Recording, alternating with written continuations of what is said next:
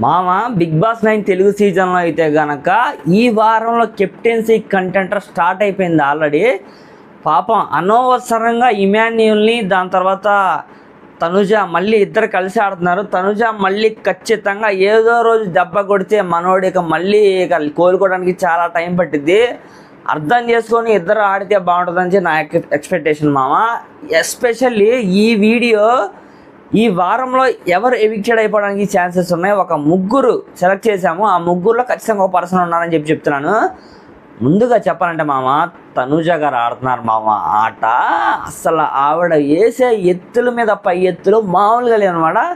పడిపోవాలి. ఇక్కడ తనుజ గారు ఫ్యాన్స్ ఎవరైనా ఉంటే ఖచ్చితంగా లైక్ కొట్టి సబ్స్క్రైబ్ చేసి వీడియో చూడండి మామ. చాలా అంటే చాలా ఇంట్రెస్టింగ్గా ఉంటుంది. 10-15 నిమిషాల్లో వీడియో క్లోజ్ చేస్తాను. కెప్టెన్సీ కంటెంటర్లో రెబల్ ఎవరో తెలుసుగా. రెబల్స్ వద్దులేండి, పేరు చెప్పకూడదు. రెబల్ ఎవరైతే ఉన్నారో ఆ రెబల్లో మెయిన్గా సుమన్ గారు అని చెప్పి బిగ్ బాస్ గారు కాల్ చేసి చెప్తారనమాట. సెకండ్ రెబల్ ఎవరు ఆల్రెడీ తెలుసుగా, దివ్య గారు అనమాట. ఈ రెబల్స్ అందరూ కలిసి ఒక్కొక్క టాస్క్ జరుగుతూ ఉంటుంది. ఒక్కొక్కరిని ఎలిమినేట్ చేయాలన్నమాట. అంటే బిగ్ బాస్ ఏం చేస్తారంటే కనుక ఒక సీక్రెట్ టాస్క్ ఇస్తారు వాళ్ళకి. ఆ సీక్రెట్ టాస్క్ కంప్లీట్ చేసిన తర్వాత చెప్తారు బిగ్ బాస్ మళ్ళీ కాల్ చేసి, మీరు ఏ వ్యక్తిని ఎలిమినేట్ చేయాలి అంటే వాళ్ళ టీంలోనా లేకపోతే వేరే టీంలోనా అని చెప్తే మీ టీంలోనే మీరు ఎవరిని ఎలిమినేట్ చేద్దాం అనుకుంటే మన వాళ్ళు అయితే కళ్యాణ్ తప్పేస్తారు, ధీమాన్ పవన్ కూడా తప్పేస్తారు. సర్టెన్ గేమ్ గెలిచిన తర్వాత ఏ టీం అయితే ఉన్నారో వాళ్ళు, ఆరెంజ్ టీం, ఇమాన్యుల్ టీం అయితే కనుక డిమాండ్ తీసేస్తారు. అక్కడ మెయిన్గా సంజన యొక్క పాత్ర కూడా ఉంటుంది దీంట్లో అయితే కనుక.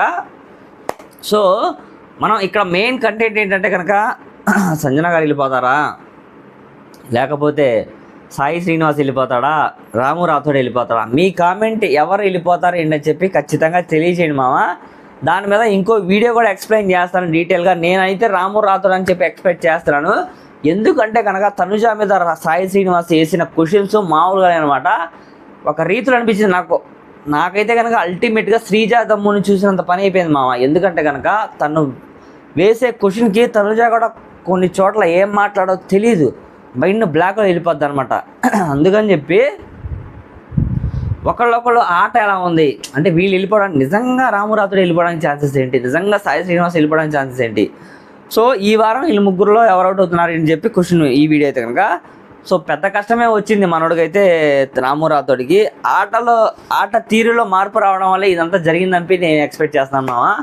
మెయిన్గా నామినేషన్ స్టార్ట్ అయినప్పుడు తనుజ గారు ఎవరైతే ఉన్నారో కళ్యాణ్ని నామినేట్ చేయడానికి డైరెక్ట్ నామినేట్ చేసుకోవచ్చుగా ఆవిడే. ఎందుకు రాము రాథోడ్ని యూజ్ చేయడం? ఒకళ్ళని యూజ్ చేసుకుని వాళ్ళు తక్కువ చేయడం తప్ప వేరే ఏముండదు. Ramu Rathod at least minimum common sense ఉండదు. హౌస్లో అందరూ చెప్తారు నీకు నువ్వు డిఫైన్ చేసుకో, నీకు నువ్వు వాడు అని. ఇక్కడ ఏంటంటే కనుక తనుజ చేసిందంతా చేసి ఆడొచ్చు కదరా, ఎందుకు ఇలా అయిపోయావు అది ఇది అంటారు. ఇంకా అంతా ఆకులు చేతులు కలిపాక ఆకులు పట్టుకుంటే ఉపయోగం ఉంది లేదు కదా. సో రాము రాథోడ్ చేసిన తప్పు 100% రాంగ్ అండి. తనైతే కనుక సేఫ్ గేమ్ ఆడాడు పూర్తిగా, కళ్యాణ్ నామినేట్ చేసి. దట్టు తనుజ మీద పాయింట్స్ ఏమైనా ఉన్నాయా లేవో మాట్లాడమంటే మాట్లాడు, సుమన్ అన్న కూడా మాట్లాడు. ఈ గేమ్లు ఏంట్రా బాబు, అందరికీ నామినేషన్స్లో పాయింట్స్ ఉంటాయి, మాట్లాడండి అంటే మాట్లాడకుండా సైలెంట్గా ఉంటే ఎలా ఏంటో నాకు అర్థం కాల.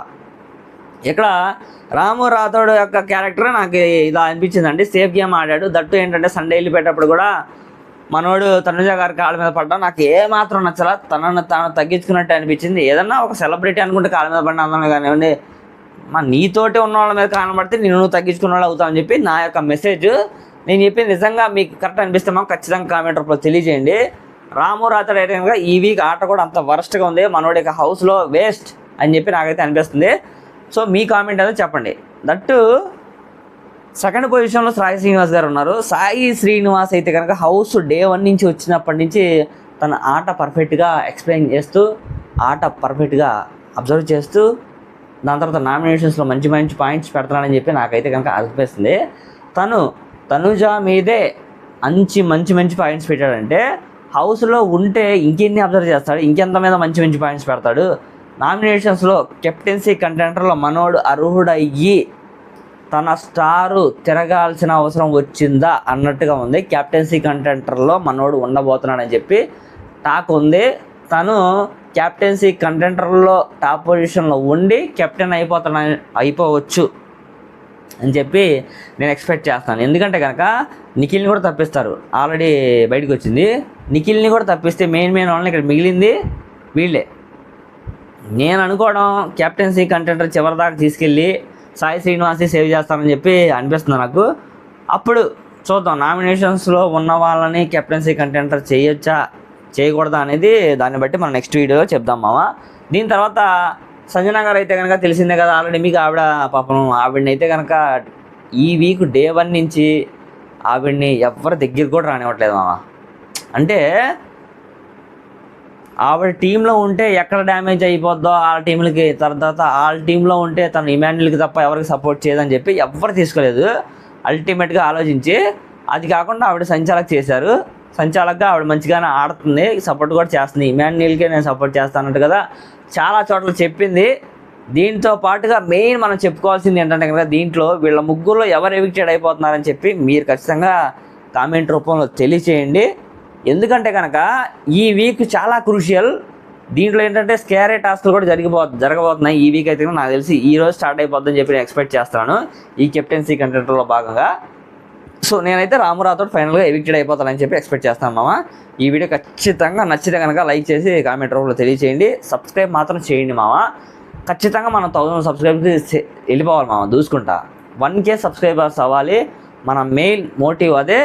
ఖచ్చితంగా ఈ వీడియోకి నేనైతే కనుక దయచేసి చూసిన ప్రతి ఒక్కరు సబ్స్క్రైబ్ చేస్తానని మనస్ఫూర్తిగా అనుకుంటున్నాను.